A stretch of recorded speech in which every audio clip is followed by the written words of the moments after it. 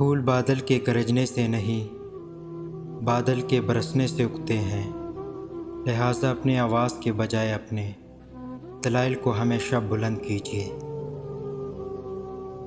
صرف خدا ہی تمہارے دل کا بوجھ ہلکا کر سکتا ہے، اس لیے خاموش رہو، اس میں آپ کی بھلائی ہے۔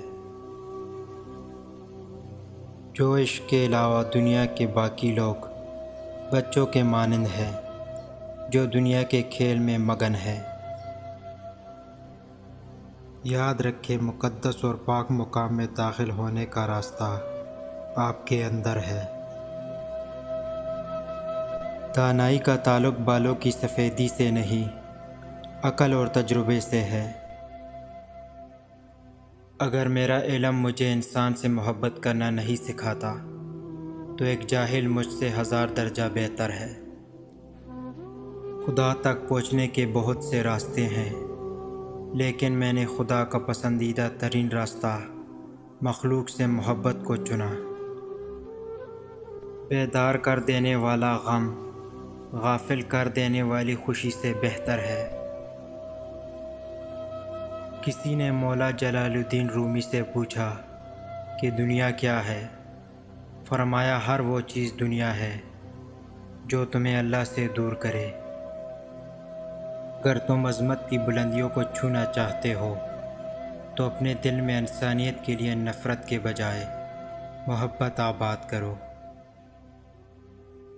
جب انسان کی آنکھوں سے آنسو بہتے ہیں تو اس پر رب کی رحمت برستی ہے۔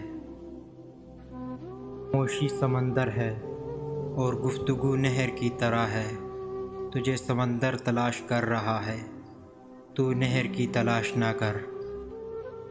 تمہاری روح کے لیے اس سے بڑھ کر کوئی مرض نہیں کہ تم خود کو کامل سمجھنے لگو۔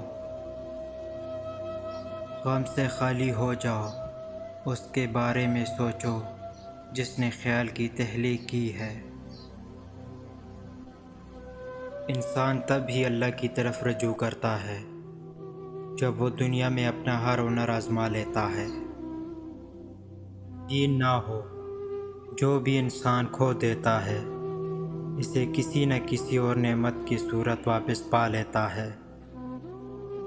دوستی کی کشتی میں پہلا سراغ شک کا ہوتا ہے۔ کامیابی حاصل کرنا چاہتے ہو تو مسلسل محنت کرتے رہو۔ جب کوئی غم دیکھو تو استغفار کرو، کیونکہ غم تو خدا کی طرف سے آتا ہے۔ تم اپنے کام میں لگے رہو۔ زندگی کو ہمیشہ امانت سمجھو، کیونکہ یہ عنقریب چلی جائے گی۔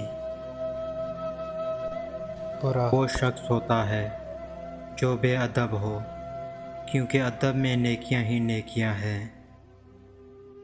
اگر کسی دین سے تمہیں رہنمائی حاصل ہو سکتی ہے تو وہ صرف اسلام ہے۔